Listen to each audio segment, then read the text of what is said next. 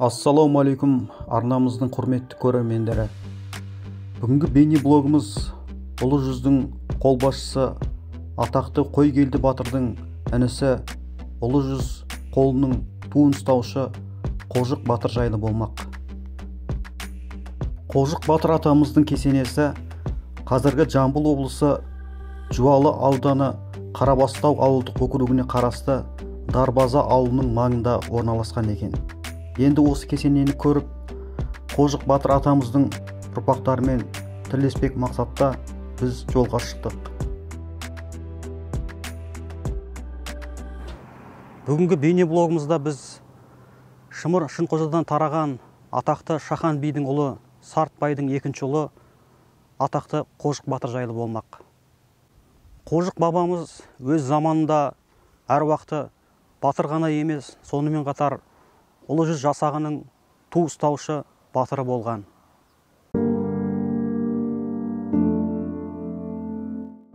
Атақты Сартбай жайлауы бір шеті қазіргі Шымкент облысы, бір шеті қазіргі Алматы облысы, орталығы қазіргі Қаратау тауларының сілемдері болса керек. Осы Сартбайдың үш ұлы Қойгелді, Қожық және Ақша есейе келе ел басына күн туғанда қолына найза қылыш алып атқа қонған екен. Үш ұлдың ең кішісі Ақша батыр атақты Аңырақай шайқасында қаза тауып, сол жақта жерленген деген аңыз бар. Қожық батыр осы Аңырақай шайқасында ұлы жүз жасағының туын абыроймен ұстап, жеңісті желбіретуге өз үлесін қосқан екен.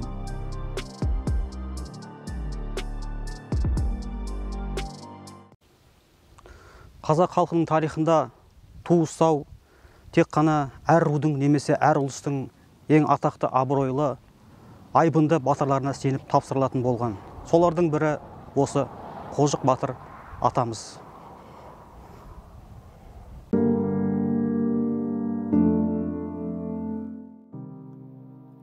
Қожық батыр кесенесі Тараз, Аса, Қарабастау, Қаратау тас жолының бойында орналасқан.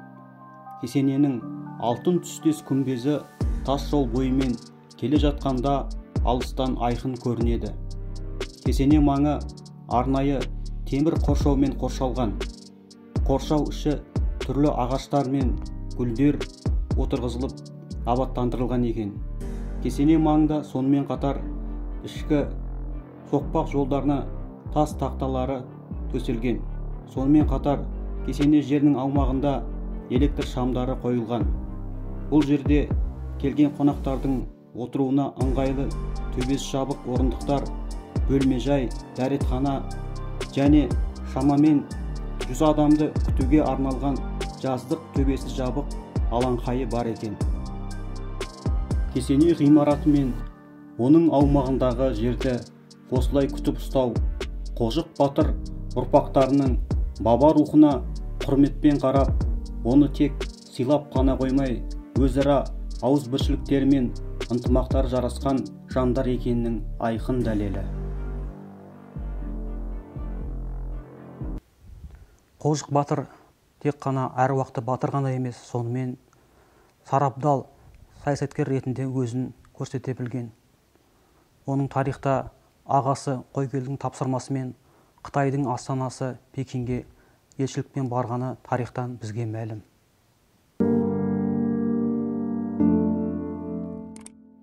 Осы бейне блогты түсіру барысында Қожық батырдың бір ұрпағы Смайылов Тамдыбек ағамызбен кездесіп, сұхбаттасудың сәті түсті.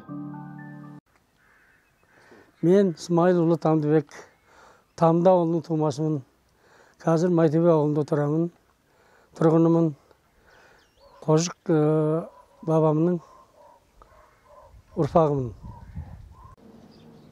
Енді Қожық бабамның 4 баласы Қанай Баян, Алатау Шобан.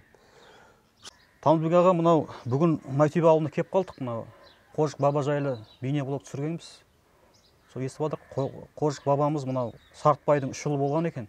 Үлкені Қойгелді батыр, ортаншысы Қожық батыр, кішісі Ақша батыр. Ақша батыр ерте қайтыс болып, соғыста Қожық пен Қойгелді батырдың енді атағы кішкене көбірек болған екен да.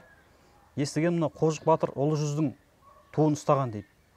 Яғни Қойгелді ұлы жүздің қолын бастаса, Қожық інісі ұлы жүздің туын ұстаған дейді. Осы жайлы не айтасыз?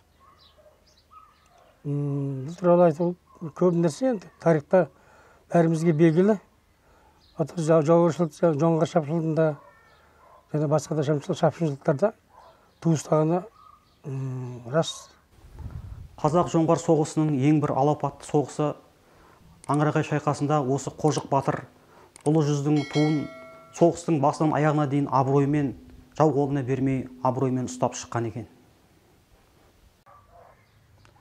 Тамдыбек аға, қазіргі уақытта осы Талас ауданында тұратын Қожық баба ұрпақтарының ішінен осы мемлекетке қызмет еткен еңбек сіңген кісілер бар ма? Солар туралы айтып берсеңіз, өзіңіз білетін жат. Иә, інім бар. Оны былай айтсам болады, мысалы Қаратау қаласының тұрғыны болған Тамда ауылының тумасы Ерген Өңіріп, осы Қожық ұрпағымның шоғанынан тараған ұрпағы. Сол кісі Ақсай руднигінде жұмыс істеп, социалистік еңбек атағын алды. Қосыл елінің орнында мен наградталған. Және Құттыбай Жатқанбаев деген ағамыз, ол кісі де жаңағы Ақсай кеңесінде экскаватор машинист. Кезінде, Совет өкімет кезінде Қазақ ССР жоғарғы советінің депутаты болып сайланған. Сол сияқты Қожықтан туған Қожықтың ұрпақтары көп. Қазіргі заманда істеп жатқан жігіттер көп. Мысалы азаматтар, Қожық бабамыздың ұрпақтары. Бүгінгі күнде Қожық ата ұрпақтары Жамбыл облысының Жуалы, Жамбыл және Талас аудандарында көп қоныстанған. Сіз осы ауылда Қожық әулетінің тікелей ұрпағы екенсіз. Енді тарихтан білетініміздей, Қожық Сартбайдың ортаншы ұлы екен. Яғни осы Сартбайдан Қойгелді, Қожық, Ақша батыр, үш батыр тараған екен. Ақша батыр ерте қайтыс болған соғыста. Қойгелді батыр атамыз бұл үлкен хазірет кісі болған екен. Молда Бұхарада оқып келген, балаларға діни сауат аштырған кісі екен. Сонымен қатар бұл кісінің батырлығы болған. Яғни елімізге нәубет туындаған кезде жоңғар шапқыншылығы кезінде осы атамыз қол бастап, ұлы жүздің қолын бастап шыққан екен. Сонда осы Қожық бабамыз ұлы жүздің батырларын туын ұстап шыққан. Енді ту ұстау, енді өзіңіз білесіз, кім көрінгенге берілмейтін абыройлы іс. Сол туралы қысқаша айтып берсеңіз, Қожық баба туралы. Иә, інім, дұрыс айтасың. Ол тарихта аты қалған нәрсе, өйткені әркімге рұқсат бермей туды. Қожық батырдың батырлығы болғанда содан-ақ белгілі болып тұр ғой. Одан да қоса айтыла жіберем. Мысалы, кезінде Төле бидің үлкен баласымен Қытайға неге елшілікке барған екен. Оны тарихта білеміз. Тарихта білеміз, сондай үлкен істері көп. Әрине Қожық бабамның батырлығы ту ұстау әркімнің қолынан келе бермейтіндіктен ол енді. Қазірде мысалы еліміздің атынан шығатын болса, ту ұстау ең сенімді адамға тапсырады ғой. Еліміздің абыройы, мысалы олимпиадаға болсын, жарысқа болсын, сол ішіндегі ең сенімді адамға тапсырылады ту ұстау. Бұл дегеніміз, яғни Қожық бабамыздың атағы абыройының дәрежесін жоғары болған көрсетіп тұр ғой, солай емес па? Иә, дұрыс айтасың. Тарихын өткен күннің талқылайық, әрбір тұлға мадақтауға әбден лайық. Ерлер ісі ерлік қылған есте қалар, бабалардың өсиетін ұмытпайық. Заман өтті, нәубетімен қуғын сүргін, түрлі соғыс, ашаршылық, салған қырғын. Ұмытпайық, қалай жеттік осы күнге, ендеше тарихыңды біліп жүргін.